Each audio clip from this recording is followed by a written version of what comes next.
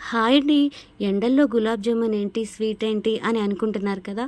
మరి నాకు చెయ్యక తప్పలేదు.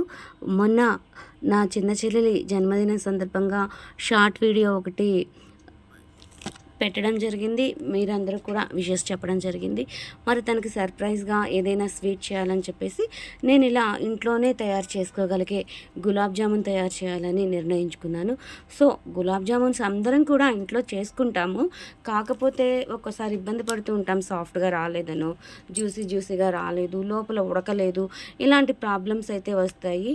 అంతేకాకుండా మనకి రౌండ్‌గా రాలేదు, ఇలా క్రాక్స్ వచ్చేసాయి. ఇలా ఎవరో ఒకరం ఏదో ఒక సందర్భంలో గులాబ్ జామున్స్ చేసినప్పుడు ఇబ్బంది పడిన సందర్భాలైతే తప్పకుండా ఉంటాయి. మరి పక్కా కొలతలతో గులాబ్ జామున్స్ మెత్తగా జ్యూసీగా ఎలా తయారు చేయాలో ఒక్కసారి మరి మన వీడియో అయితే చూడండి, తప్పకుండా తెలుసుకోండి. అలానే ఇంకోసారి మీరు కూడా తయారు చేసుకొని నాకు తప్పకుండా కామెంట్ అయితే పెట్టండి. నేనైతే మార్కెట్లో దొరికే బ్రాండ్ ఒకటి చిన్న ప్యాకెట్ తెచ్చుకోవడం జరిగిందండి. ఈ గులాబ్ జామున్స్ వచ్చేసి 40 దాకా వచ్చాయి నాకు. నీళ్ళు కొంచెం ఒక చిన్న గ్లాసుడు కాసుకొని కొంచెం పాలు కూడా కలుపుకొని ఆ గోరువెచ్చటి నీటితోని పిండి మొత్తం కలిపేసుకున్నాను. ఇక ఒక స్పూనున్నర దాకా నెయ్యి కూడా యాడ్ చేసుకొని ఈ పిండి ముద్దను చూసారు కదా, ఇలా సాఫ్ట్గా మరీ అదిమినట్టుగా కాకుండా కొంచెం పైనే మళ్ళీ మొత్తం కలిసేలాగా ఆ పిండి ముద్దనంతా కూడా కలుపుకోవాలి. మొత్తం కూడా దగ్గరికి చేసుకొని కాసేపు కనీసం ఒక పావు గంట అయినా మనం అది పక్కన పెట్టేసుకోవడం మంచిదండి. అప్పుడు అది బాగా సాఫ్ట్గా వస్తుంది. ఇంకా పిండి అనేది మరీ గట్టిగా కాకుండా కొంచెం వాటర్ అనేది కొంచెం ఎక్కువగానే యాడ్ చేసుకుంటే మనకి మెత్తగా వస్తుంది. లోపల కూడా సాఫ్ట్గా అది ఉడికేటప్పుడు సాఫ్ట్గా ఉంటుంది. కాసేపు పక్కన పెట్టేసుకుందాం. ప్లేట్ పెట్టేసి పక్కన పెట్టేసానండి. ఇక మనము పాకం రెడీ చేసుకుందాము.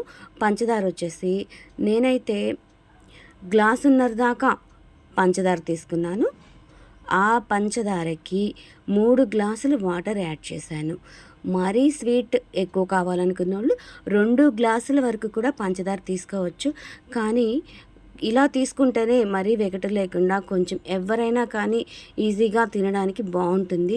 మరీ ఎక్కువ స్వీట్ తీసుకోవడం కూడా ఈ ఎండలకి అస్సలు మంచిది కాదు.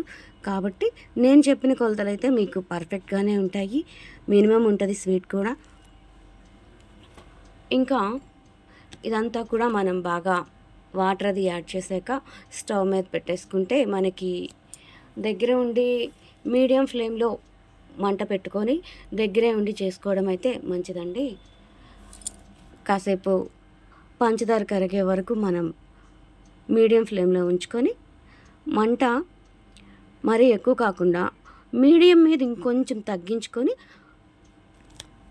యాలక్కాయలు అవి కూడా మనం యాడ్ చేసేసుకొని కొంచెం మీడియం మీద కూడా ఇంకొంచెం తగ్గించుకొని ఈలోపు మనం పక్కన పెట్టేసుకున్న పిండి ఉంది కదా, దాదాపు అప్పటికి 10 నిమిషాల పైన పావుగంట అవుతూ ఉంటుంది. ఇక ఆ పిండి సంగతి కూడా మనం చూసుకుంటే సరిపోతుంది. ఈలోపు పాకం కూడా మనం ఆ పిండి ముద్దలు చేసుకొని వచ్చేసరికి ఇక్కడ పాకం కూడా రెడీ అవుతుంది. కాబట్టి పాకం పక్కన పెట్టేసుకొని మనం ఇక ఈ పిండి ముద్దలుగా చేసుకోవడం చూద్దామండి. చూసారు కదా, ముద్దలు చేసేటప్పుడు క్రాక్స్ వస్తూ ఉంటాయి. ఆ ముద్దని ఫస్ట్ ఇలా నేను చేసిన విధంగా చూడండి. ఫస్ట్ ఇలా తీసుకొని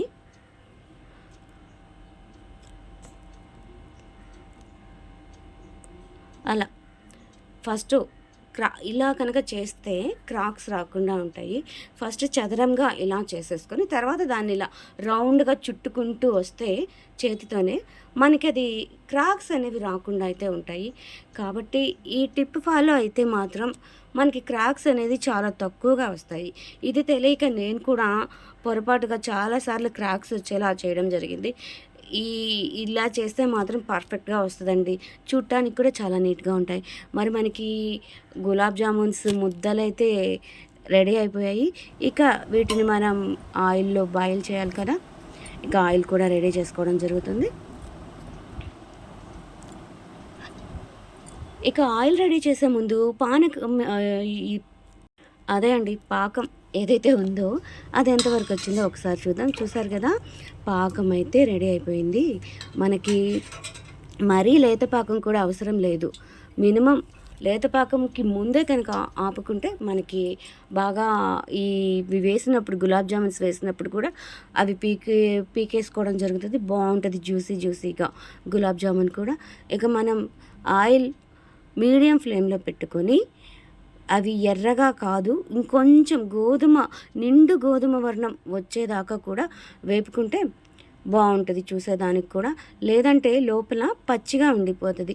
పైన నిండు గోధుమ వర్ణం వస్తేనే లోపల కూడా చక్కగా ఉడుకుతాయి. కాబట్టి మాడిపోతున్నాయి అని మాత్రం అనుకోవద్దు. నిండు గోధుమ వర్ణంకి మాడిపోవడానికి మధ్య చిన్న స్టేజ్ ఉంటుంది. కాబట్టి ఈలోపే మనం చూసుకొని వాటిని వెంటనే తీసేసుకోవాలి. ఈ టైంలో చాలా జాగ్రత్తగా దగ్గరే ఉండి అవన్నీ కూడా మనం జాగ్రత్తగా బాయిల్ చేసుకోవాలండి. చూసారు కదా, గులాబ్ జామున్స్ కూడా ఫ్రై చేసేయడం జరిగింది. మనకి పాకం కూడా ఆరిపోతూ ఉంది.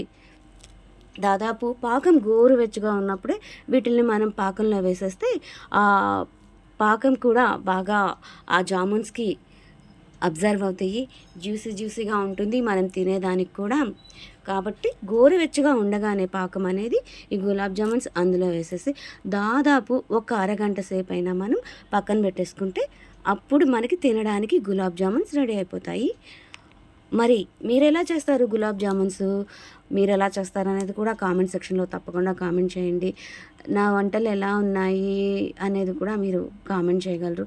వంటలనే కాదండి, అన్ని విషయాలు కూడా మనం లేడీస్కి సంబంధించి పర్యావరణం, ఇప్పుడు ఎప్పటికప్పుడు వెదర్ మారినప్పుడల్లా మనం తీసుకోవాల్సిన హెల్త్ టిప్స్ అన్నీ కూడా మనం చెప్పుకునే ప్రయత్నం అయితే చేద్దాం. మరి మన ఛానల్ని అయితే తప్పకుండా ఫాలో అవ్వండి, లైక్ అండ్ షేర్ చేయండి. అంతకన్నా ముందు సబ్స్క్రైబ్ చేసుకోండి, లైక్ అండ్ షేర్ చేయండి. ఆల్ బటన్పై క్లిక్ చేయండి, నోటిఫికేషన్స్ వస్తాయి. మరి మీ సపోర్ట్ని అయితే నాకు అందించండి. ఫస్ట్ ఈ గులాబ్ జామున్ టేస్ట్ చేయండి. Thank you for watching.